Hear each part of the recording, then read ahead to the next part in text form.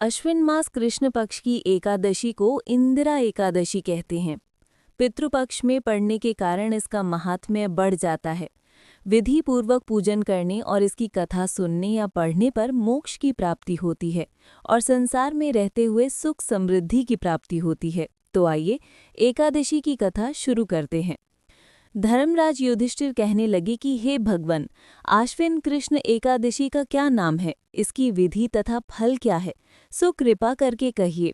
भगवान श्री कृष्ण कहने लगे कि इस एकादशी का नाम इंदिरा एकादशी है। ये एकादशी पापों को नष्ट करने वाली तथा पितरों को अधोगति से मुक्ति देने वाली होती है। हे राजन, ध्यानपूर्वक इसकी कथा सुनो।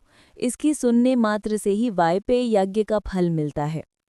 प्राचीन काल में सतयुग के समय में महिष्मती नाम की एक नगरी में इंद्रसेन नाम के एक प्रतापी राजा धर्मपूर्वक अपनी प्रजा का पालन करते हुए शासन करता था।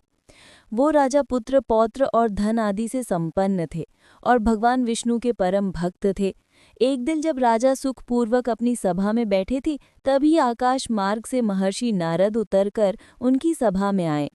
राजा उन्हें देखते ही हाथ जोड़कर खड़े हो गए और महर्षि नारद को विधि पूर्वक आसन व अर्घ्य दिया।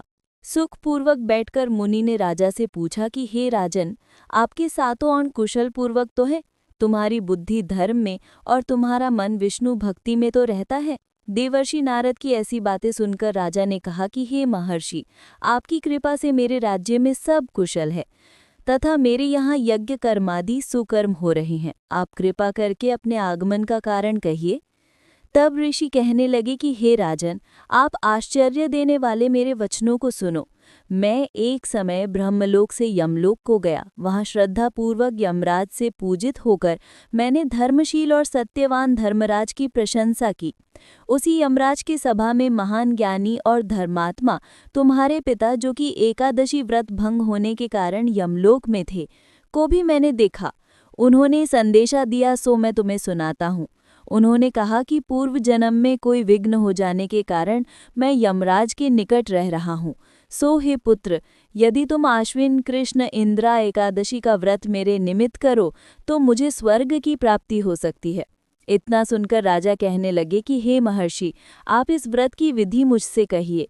नारद जी कहने लगे कि आश्विन माह की कृष्ण पक्ष की दशमी के दिन प्रातःकाल श्रद्धापूर्वक स्नानादि से निवृत्त होकर पुनः दोपहर को नदी आदि में जाकर स्नान करें, फिर श्रद्धापूर्वक पितरों का श्राद्ध करें और एक बार भोजन करें।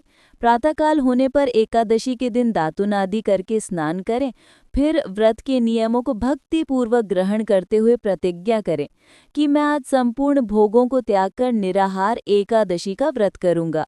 हे अच्युत, हे पुंडरीकाक्ष, मैं आपकी शरण में हूँ, आप मेरी रक्षा कीजिए। इस प्रकार नियम पूर्वक शालिग्राम की मूर्ति के आगे विधि पूर्वक श्राद्धगर की योग्य ब्राह्मणों को फलाहार का भोजन कराएं और दक्षिणा दें।